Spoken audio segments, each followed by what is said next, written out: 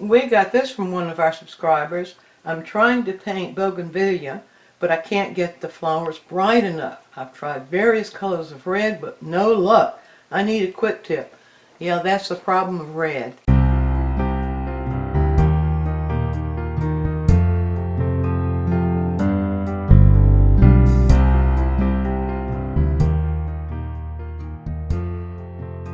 The problem we encounter with reds is that unlike any other hue we work with, it shifts.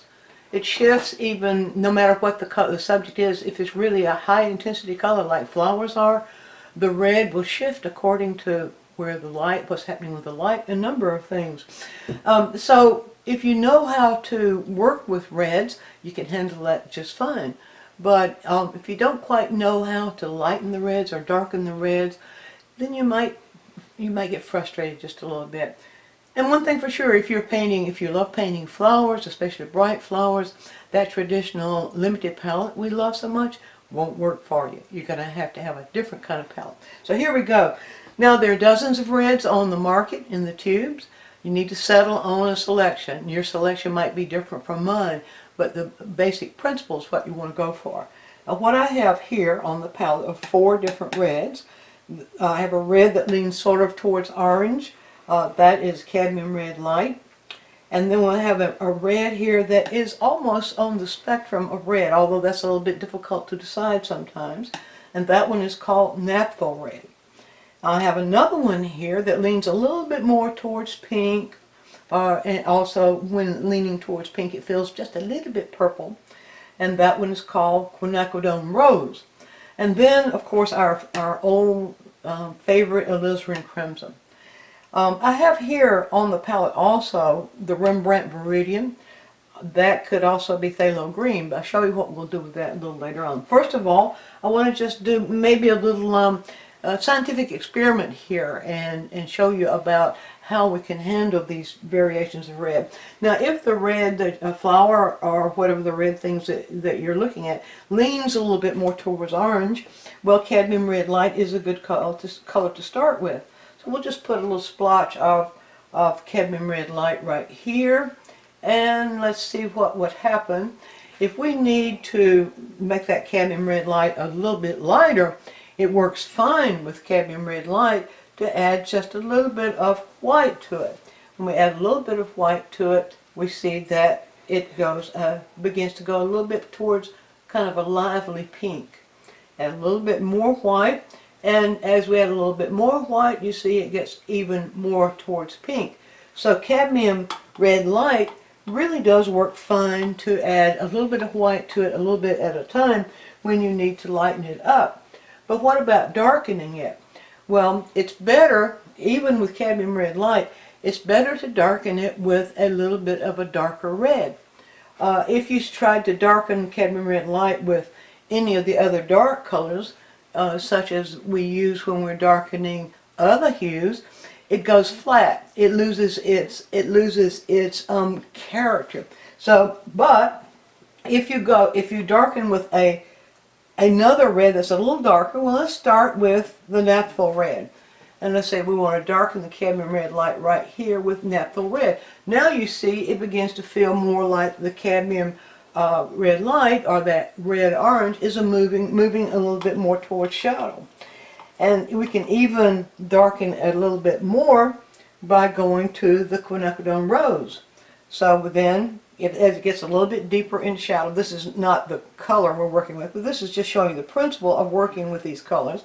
We can move to Quinacridone Rose, blend it right here, had that too wet, get a little bit more of that solvent out of it, and pull the rose back on there. There we go right there. Now you can see, by going to Quinacridone Rose from Cadmium Red Light, you see how brilliant that is? That begins to give us more of a sense of depth of that particular hue. And then we can build from that, as that color would continue to move into shadow, to Alizarin Crimson. Now Alizarin Crimson is a little bit muted to begin with. It's just a tiny bit unsaturated. It can be very bright, but it does lean a little bit more towards being unsaturated. So you see, by adding it then here as the next color down the value scale, we get a nice gradation of the cadmium red light. We still have that sense of orange, or the red leaning towards orange, and the azaleas are a good example of that. Those azaleas that tend to be sort of in the orange range. And then if it goes into really deep shadow, then we can do this thing where we pull it, working with the alizarin crimson, not the other colors. We take a little bit of the alizarin crimson, add the either the Rembrandt viridian. Now, other viridians won't work with this. They're too milky and too opaque. But if we put a little bit of Rembrandt viridian, just a little bit, in the alizarin crimson, then we can get even a deeper red, and there it is right there. And you can see now how we still have that sense, that feeling of the red-orange, but it feels more like it's moving into shadow in this direction and more like it's moving in light in this direction. Now, we can treat all the reds like that. Let's move on to the particular red that our that the comment asked for. When you have photographs of flowers, you're going to miss out on a lot of the nuances of the color, but sometimes photographs are the only thing we have to work with. Well, when we're looking at this feels a little bit more towards the pink. So one way we can decide which one of those reds is that going to be best, or is it going to be best to start with. We know that cadmium red light would not be the right one because it leans more towards orange. However, we do have kind of an orangey feeling right there. We take that into consideration. Let's just do a little bit of experiment here. So I'm going to take a little bit of the naphtha red right here and move into some clean white, and let's just see, put a little bit on I'll put it right here. Just put a little strip of paper. You know, I love my little test strips here. I'm going to make it a little bit more light in there. There we go. A little bit of that white into the naphtha red, and we hold it up, and now it begins to feel more orange to us. Over here it might feel like the right red, but then when we put it here, it feels more orange. Well, that might not be the right color to start with for this particular red that seems to lean more towards pink. And you see, that's the way that you can make discoveries about what's going to happen with that color. How are you going to get that color to actually translate in the color you're looking for? So let's go up to the next color, the one that leans a little bit more towards that pink, and that is the quinacridone rose. So I'll pull the quinacridone rose down, and let's add a little bit of white to that to see what happens when it goes up into the lighter scale. So we'll just pull that right here, the quinacridone rose, and I want to keep that as much. Don't want to get it too light. I want to just add just enough white in there to sort of show what hue we're working with. And now I'll get another little sheet of paper here. And you see now, you put this one beside the one we just worked with, and it begins to feel really pink, leaning away from that orange feeling.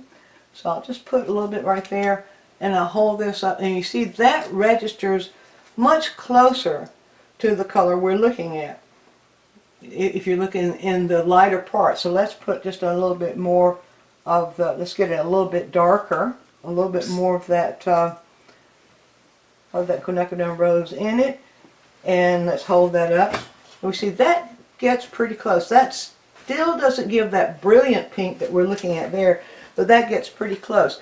Now, if you're really insistent on getting the color exactly the pink you're looking for, explore the quinacridones, the various quinacridone colors, because in there you might just find it. But let's look at how we might translate that in the same way we did this one, and see if we can't just get close.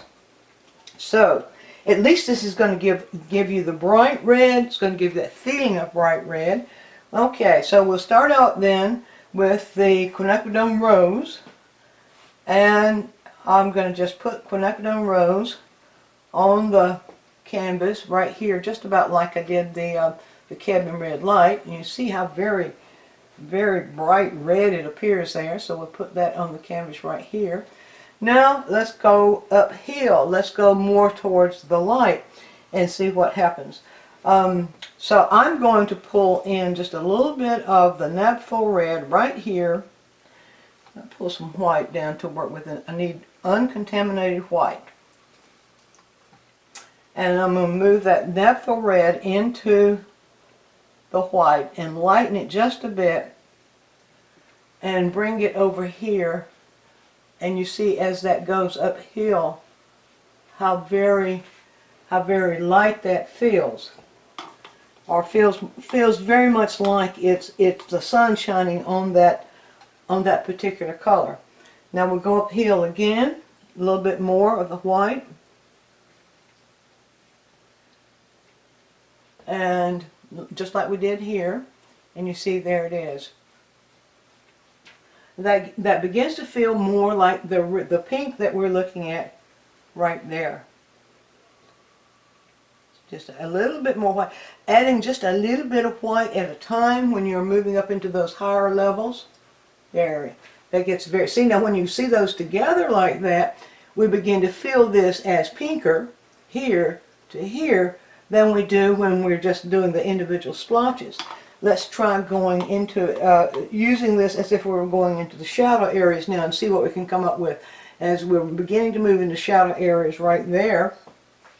I'm going to load my brush here this time with a little bit more of the quinacridone rose, and then I'm going to move it into just alizarin crimson. Pull those two together on the brush, and let's go right here and see what will happen. Gets it very slightly darker. Now we'll pull just alizarin crimson beside that, and see, there we go. Now can you see how that's beginning to feel more pink? This having the darker dark like that move in more towards alizarin mixed with this quinacridone rose. We see feel the real pink right here, and then we see how that feels as it's beginning to move over here. Now we don't have, oh yeah, right back in here we have some that's going really into shadow, but we can do the same, use the same principle there when we want to do really dark shadow. Use the alizarin rather than the quinacridone rose. Alizarin with a little bit of this phthalo green or Rembrandt Viridian. And also the phthalo green, by the way, is spelled several ways. It's spelled P-H-T-H-A-L-O by some companies. Some of the companies simply call it by their name, the Windsor green, for example. So some of those major companies, especially the older companies, might attach their name to those phthalo colors. So you might see it as Windsor green, or you might see it also as phthalocyanine green. And I know that's a mouthful, but that's the way it is. Okay, back to this. That was just a little side there. And then we would get the shadow color, the deep shadow color of the pink as it's moving in this direction there. So we can see lots and lots. What's really causing this to look pink is not necessarily the color around. Well, it is. It's all this together. It's the variation. It's not just taking one color and adding white to it. Any one color with any one red, I should say, with just white added to it, is going to feel flat. It's going to feel like it's not getting you the brilliance of the color you want. So try this little system. I won't go into all the reds. I just wanted to show you the two extremes there.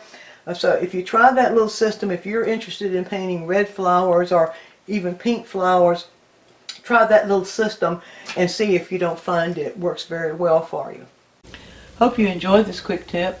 If you have questions or a suggestion for a quick tip, leave us a comment right down here in the YouTube comment box. And take a trip over to DianeMinds.com and look at all the things we have there for you, including full-length video tutorials. And while you're there, sign up for our newsletter so you'll always be informed of our latest adventures. Thanks for watching.